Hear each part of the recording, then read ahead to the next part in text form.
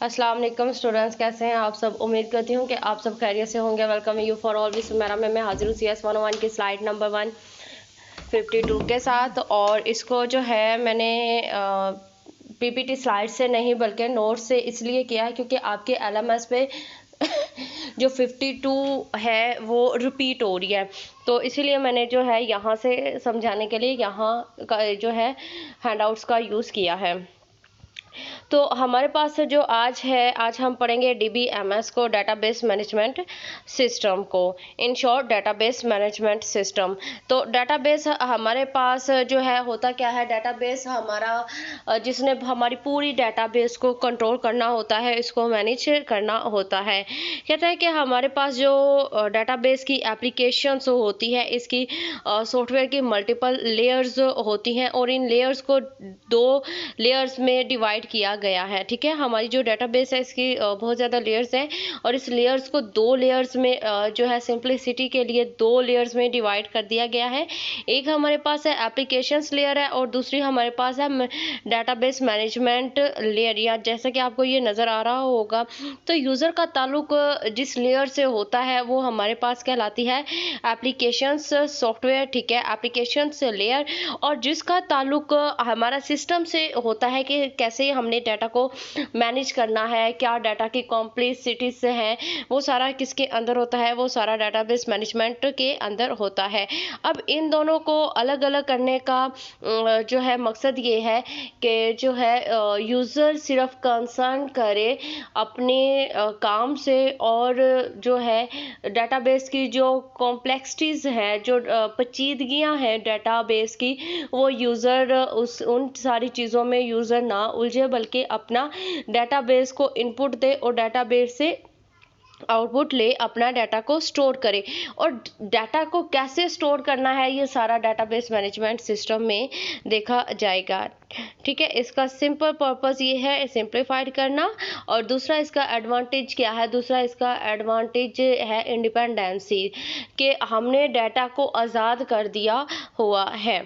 ठीक है, अब हमारे पास यहाँ पे है, कहता है कि हमारे पास सॉफ्टवेयर की जो एप्लीकेशंस होती है does not directly manipulate the database, के डायरेक्टली जो है डाटाबेस को मैन्युपुलेट नहीं करते हैं।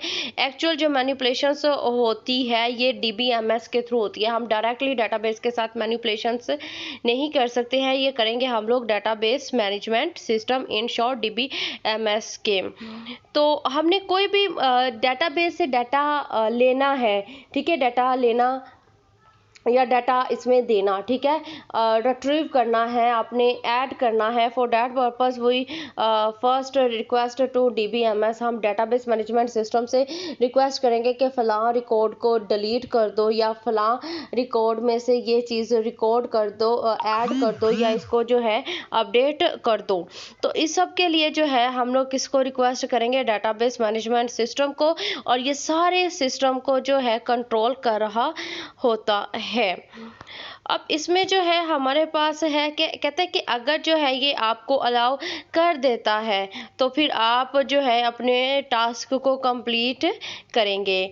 आगे हमारे पास है, कहता है कि जो है यहाँ पे आप लोगों को नज़र आ रहा होगा डिस्ट्रीब्यूटेड डाटाबेस। इसका मतलब क्या है कि हमारा जो डाटा है इसको जो है डिस्ट्रीब्यूट करना बहुत ज़्यादा मशीन्स में, बहुत ज़्यादा जो है नेटवर्क्स में। Instead the database would deal with these issues, allowing the application software where to access database without concern for where the data is actually stored। Database ने सिंपल जो है इन सारे इशू से आपको सेव रखा हुआ है कि आप सिंपल अपना डाटा लें, अपना काम करें, और आपका नहीं आपसे कंसर्न के आप इन सारे इश्यूज में पड़े, इन सारी पेचीदगियों में पड़े। सेकेंड एडवांटेज जो है सप्रेशन ऑफ एप्लीकेशंस सॉफ्टवेयर की, ये यहाँ पे आप लोगों को नज़र आ रहा होगा कि सेकेंड जो है इसकी एडवांटेज क्या है कि इसने जो है हमारे provides a means for controlling access of database by detecting that database perform all access of the database अच्छा, इसमें सिंपल जो है ये यहाँ पे इसका जो है आपको डाटा इंडिपेंडेंसी नज़र आ रहा होगा कि जो है आपका डाटा आज़ाद है, आप जो है चेंज करते हो एक जगह में तो इसका अफेक्ट जो है वो दूसरे रिकॉर्ड पे नहीं पड़ेगा। ये हमारे पास क्या कहलाता है, ये हमारे पास कहलाता है डाटा इंडिपेंडेंसी। ठीक है, आगे हमारे पास क्या है, कहता है कि सप्रेशंस बिटवीन, अब इसने सेपरेट कर दिया हुआ है एप्लीकेशन सॉफ्टवेयर को और डेटाबेस मैनेजमेंट सिस्टम को, removes the need of such reprogramming. ठीक है, अब इसने सब सेपरेट किया है। आप इसका जो मेजर बेनिफिट है कि आपको रीप्रोग्रामिंग नहीं करनी पड़ेगी। आपने एक लॉजिक लगा दिया, लॉजिक लगा के आपने जो है इंटरफेस बना के दे दिया है। अब यूज़र जो छेड़खानी करेगा वो करेगा इंटरफेस के साथ, बाकी इसकी जो प्रोग्रामिंग है वो आपको असेस नहीं दिया गया कि आप उसमें चेंजिंग करें।